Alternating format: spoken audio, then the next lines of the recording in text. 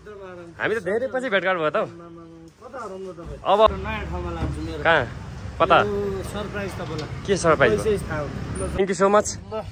ल आज तपाईँको गाडीमा शानदार ठाउँ होइन त hello guys welcome to back my YouTube channel दिदी त्यहाँदेखि आज चाहिँ म साथीलाई सोल्टीको मेरो आदरणीय मित्र पूर्ण सोल्टी साथीलाई आज बोलाएर म चाहिँ त्यहाँ जाँदैछु साथीको आज उहाँको फ्याक्ट्री उदयपुरी मटन सुकुटीको फ्याक्ट्री चाहिँ हामी भिजिट गर्न जाने भनेर त्यहाँ जाँदैछु म त्यसपछिबाट साथीसँग म त्यहाँ सोल्टीलाई भेटेर तपाईँलाई म त्यहाँको कम्पनीको अराउन्ड सबै कम्पनीहरू त फ्याक्ट्रीहरू म तपाईँलाई देखाउने छु म अहिले चाहिँ म साथीकोमा जान्छु पूर्ण सोल्टीमा वेट गरिरहनु पर्खिरहनु भएको छ कतिखेर आउने भनेर म यहाँ चाहिँ घरबाट चाहिँ हिँडिसकेँ अब त्यहाँ गएपछि म उसलाई भेट्नेछु त्यहाँबाट मेरो त्यहाँबाट भिडियो कन्टिन्यू आउनेछ गाइज स्टे टर्न भिडियो हेरेर प्रतीक्षा गरिरहनु होला है म चाहिँ लागेँ औ हेलो गाइज म चाहिँ यहाँ उदयपुर मटन सुकुटीमा आइसकेँ यहाँ सोल्टीलाई म भेट्छु सोल्टी यहाँ हुनुहुन्छ होला पूर्ण सोल्टी कता हुनुहुन्छ ए हेलो सोल्टी नमस्कार आराम हुनुहुन्छ हामी त धेरै पछि भेटघाट भयो त अब कता हराउनु भन्दा पनि आफ्नो कामको व्यस्तताले गर्दा अनि आज बल्ल भेट भयो अनि आज चाहिँ तपाईँसँग यसो भेट भयो होइन अनि आज चाहिँ तपाईँहरूको यसो उदयपुर मटन सुकुटीको होइन अहिले चिया कफी नखाउँ कहाँ कता के सरप्राइज कता अनि मेरो बाइक त छ नि त तपाईँको साथमा जाने हो तपाईँले त मलाई सरप्राइज दिनुभयो त कता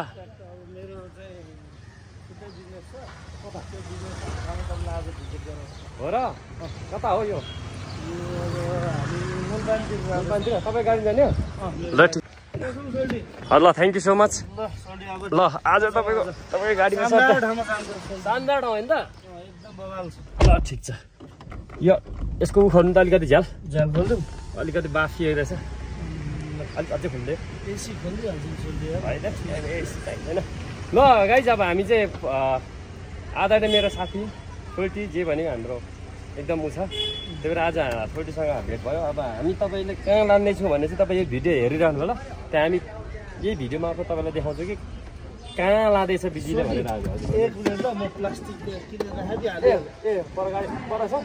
ठिक छ गाइज आज चाहिँ म यहाँ आइपुगेको छु अब पूर्ण सोल्टीसँग अब यहाँ तपाईँहरूलाई म देखाउँछु कहाँ हो जाँदैछु के जाँदैछु भनेर है आइपुगिसक्यो ल त ल तपाईँको मै पनि यो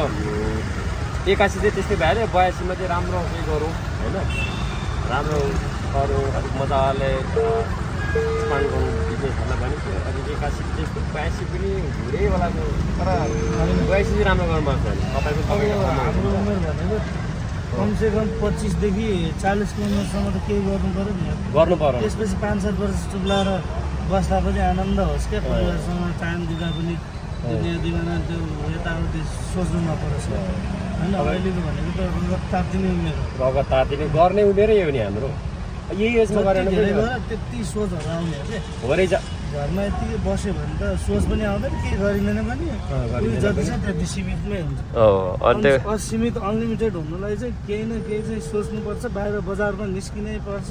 दुनियाँ 10 दिमागमा सोच्नुपर्छ हो ठिक नत्र त्यो घरभित्र खुम्चिएर बस्यो भने गर्छु लाइफमा अगाडि केही अचिभ गर्नु छ अचिभ लिनु छ भने चाहिँ तपाईँको बसेर होइन क्या फिल्डमा आएर होइन फिल्डमा आएर तपाईँले काम गर्नु पर्यो क्या फिल्डमा आएर देख्नु तपाईँसँग कला के छ सबैले सोधिरह हुन्छ अब के काम गर्ने कस्तो काम गर्ने के गर्ने कुन जागिर गरेर वाक्कादिक्का भएर के बिजनेस गर्ने के गर्ने भनेको हामी जति युथहरूमा चाहिँ धेरै छ यी चिजहरू जुन चाहिँ तपाईँको मनमा लाग्ने क्वेसन मात्रै नै हो अब के गर्ने कसो गर्ने गरे नेपालमा छ गरे राम्रै छ नेपालमा म चाहिँ भन्छु तपाईँ के हुन्छ होइन गरे नेपाल आफू चाहिँ जे गरे पनि आफू उदाहरण व्यक्ति बनेर चाहिँ देखाउनु पर्ने छ यो काठमाडौँ सहरमा अथवा नेपालमा भोलि पर्सि अब भाग्यले साथ दिएसम्म इन्टरनेसनल कम्पनी नै बनाउनु छ मलाई हो त्यो त अभियसली अब तपाईँको अहिले मेहनत देखिरहेको छ तपाईँको मेहनत देखिरहेछ र हुन्छ पनि यो सपना पुरा होस् अहिलेदेखि त अल द बेस्ट होइन यो हामीले गर्नु छ अब मलाई चाहिँ त्यत्रो साह्रो ठुलो चाहिँ सपना चाहिँ छैन मेरो धेरै त्यति साह्रो भन्ने चाहिँ नर्मल मतलब अरूको काम गर्न तपाईँको तपाईँलाई देखेर पनि मान्छेले केही सिक्नुपर्छ यत्रो यो उमेरमा बिजीमा त्यही पनि एक ठाउँ मात्रै होइन काठमाडौँ भ्यालीभित्र मात्रै तपाईँको 8-9वटा आउटलेट भयो एकजना व्यक्तिले होइन त्यहाँ भएको स्टाफहरूलाई कन्ट्रोल गर्नुलाई सामान म्यानुफ्याक्चरिङ गर्नुलाईदेखि लिएर सबै चिज तपाईँको पनि मान्छेले हेर्ने हो भने गहिराइमा तपाईँलाई जसले बुझाएको छ उसले त बुझाए नै छ तपाईँलाई हेर्ने हो भने पनि मान्छेहरूले चाहिँ एउटा पाठ चाहिँ सिक्यो भने तपाईँबाट पनि मान्छेले केही सिक्छ त्यतिको छ अब यसलाई सानो भन्नु मिल्दैन यसलाई नै ठुलो बनाउँदै गएपछि आफै ठुलो हुने चिज हो क्या आफूपछि चाहिँ जीवन जिउनलाई त्यो टक्क चटनी चाख्दाखेरि पिरो हुन्छ नि हो त्यस्तो हुन्छ मजा आउँछ क्या मजा आउँछ तपाईँको मैले सोचे सानो उमेरबाट सामान्य व्यवसायी गरेँ अनि मेरो चाहिँ तपाईँको एउटा कहानी हिस्ट्री मेरो चाहिँ किनकि मैले एउटा मेरो चाहिँ तपाईँको भविष्य अहिले तपाईँको म आज 2-4जनालाई मेरो कहानी सुनाएको छु छोरीलाई भन्छ मेरो एउटा कहानीमा चाहिँ तपाईँको कुनै भविष्यमा तपाईँको एउटा राम्रो खालको तपाईँको स्क्रिप्ट राइटर पाएँ भने चाहिँ म चाहिँ मेरो भविष्य जीवनी कहानी लेख्नेवालामा चाहिँ त्यो चाहिँ तपाईँको मेरो तपाईँको रियल कहानी चाहिँ जुन अहिले फिल्ममा गर्दाखेरि 2-4जना देशको युवाहरू चाहिँ मोटिभेसनल होस् कि मोटिभेट हो कि खालको तपाईँको अहिलेको कुराले मोटिभेट भएर उसले पनि उसले गरिरहेको चिज अथवा गर्न लागेको चिजहरूमा चाहिँ अगाडि बढोस् कि तपाईँको जीवन कहानी सुनेर चाहिँ कहानी पढेर चाहिँ उसले तपाईँको कुराबाट मोटिभेट भएर चाहिँ उसले केही गर्न सिकोस् 2-4जना चाहिँ मोटिभेट भएर तपाईँको लाइनमा जाओस् अनि मात्रै मजा आउँछ त्यही भएर मेरो अहिले हामी जस्ट जुन भिडियोमा हेर्नुहुन्छ जुन त्यसको त कस्तो लाइफ कति राम्रो है डुलेको छ खाएको छ घुमेको छ भिडियो बनाएको छ हेनदिन तर यो जति तपाईँले देख्नुहुन्छ नि तपाईँले यो भिडियो बनाएर रमाइलो गरेर देख्नुहुन्छ प्रायः कतिले त प्रायः केसम्म कमेन्ट गर्नुहुन्छ भन्नुहुन्छ होइन बाबाआमाको सम्पत्ति छ सम्पत्ति उडाएको छ घुमेको छ यो तर यो तपाईँको म अहिले माइनस त बाबाआमाको भनेको त्यहाँ बाबाआमाले भनेको जन्म दिनु नै सबभन्दा ठुलो कुरो हो जन्म दिनुभयो हुर्काइदिनु भयो पढाइदिनु भयो बढाइदिनु भयो अहिले यति शिक्षा दिनुभयो बाबाआमाको हो त्यो पछाडि जति पनि जे गरेको छु त्यो मेरो दुःखले मेरो परिश्रमले गर्दा चाहिँ म यहाँसम्म किन मेरो कहानी धेरै छ गाइस है तपाईँहरूलाई म यो मेरो कहानी चाहिँ कति तपाईँले राम्रोसँग कुनै समय लियो भने म भिडियो मार्फत तपाईँलाई मेरो कहानी चाहिँ म रिभिल गर्छु यो अब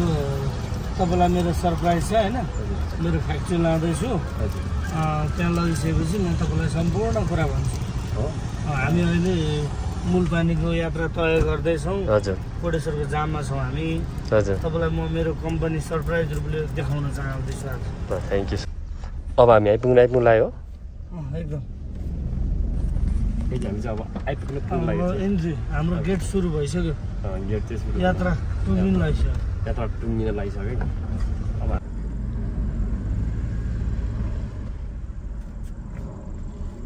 के भयो ताने तानेन होइन यसलाई चाहिँ यहीँ राखेर हामी चाहिँ पैदलमा जानु पर्यो मार्छ होला यार यसले एकछिन है सोल्टीलाई सरप्राइज दिन्छु भनेर ल्याएको ठाउँ चाहिँ यही हो यो ट्याक्क उदयपुरे फुड प्रोडक्सनको यो गेट भयो मेन गेट हजुर यो चाहिँ गेट खोलेर ट्याक्क इन्ट्री स्वागत छ है सोल्टी थ्याङ्क यू सो मच यो चाहिँ तपाईँको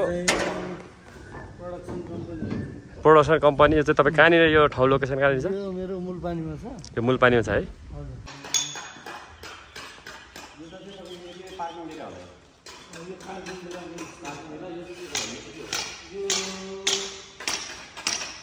अफिसको लागि तयार गरेको जस्तो गेस्टहरू आउनुभयो नि यहाँ बस्ने यो सामानहरू प्रडक्टहरू यहाँनिर स्टोर गरेर हुन्छ त्यो प्रडक्टहरू गरेर गेस्टहरूले हेरेर बस्ने हेर्ने अथवा टेस्ट गर्ने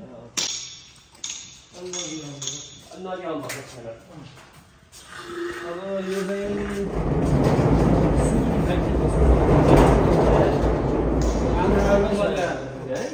चाँडै बन्ने हो क्या यो अब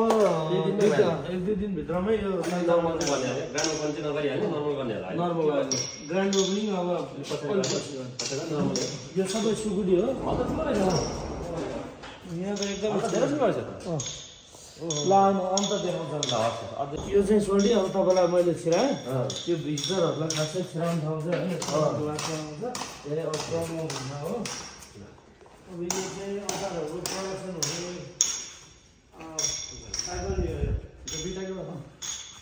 एउटा यो सबै अचारहरूको लागि पकाउने ग्रेडिङ गर्ने प्याकिङ गर्ने ग्रेडिङ गर्ने उता हो प्याकिङ गर्ने छुट्याउने राख्ने ठाउँ हो अब यो पनि यहाँ चाहिँ अचारहरू लेबलिङ हुने काम यहाँले हुन्छ अचारहरूको लेबलहरू राख्ने हो यो भेजिटेबल अचारको लागि गाल्ने प्रोसेस हुन्छ नि प्रोसेसिङको लागि यहाँ छ अब मेरो वेयर हाउस एकदम ठुलो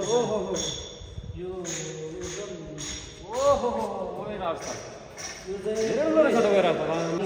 बाहिरबाट आउँछ त्यो चाहिँ चेकिङ हुने ठाउँ पनि हो ग्रेडिङ हुन्छ यहाँनिर यो सम्पूर्ण कुरा चाहिँ हाम्रो यहाँबाट प्रोसेस भएर गइसकेपछि अनि पछि उता जाने त्यहाँबाट अनि लेबलिङ हुने सबै हुने अनि फेरि ल्याएर वेयर हाउसमा ट्याक्क राख्ने यो चाहिँ यो देशको लागि त्यो देशको लागि भनेर टक्क छुट्याउने अथवा यो यसको लागि भनेर टक्क छुट्याएर राख्ने यो वेयर हाउसमा ल अब माथि त तपाईँलाई अब के छ अब माथि होइन अफिसहरू भयो माथि चाहिँ नगरौँ अब मिटिङ हलहरू हो अब जस उत्पादन हुने ठाउँ प्रडक्सन हुने ठाउँ सबै तलै हो माथि चाहिँ मिटिङ हल अब स्टाफहरू अब क्यामेरा रुम म्यानेजर हुने म्यानेजरहरूको लागि माथि सबैको लागि मेन अफिसहरू चाहिँ माथि फुड प्रोडक्सनको लागि अब हाम्रो कम्पनीको भ्यू चाहिँ सम्पूर्ण भ्यू त्यहाँ त्यहाँको बस्ने हेर्ने एकदम खुसी लाग्यो राम्रो रहेछ अनि अब हजुरको कम्पनीको नाम चाहिँ के हो मेरो उदयपुरे फुड प्रोडक्सन हामीले बाहिरबाट ट्याक्क भनेर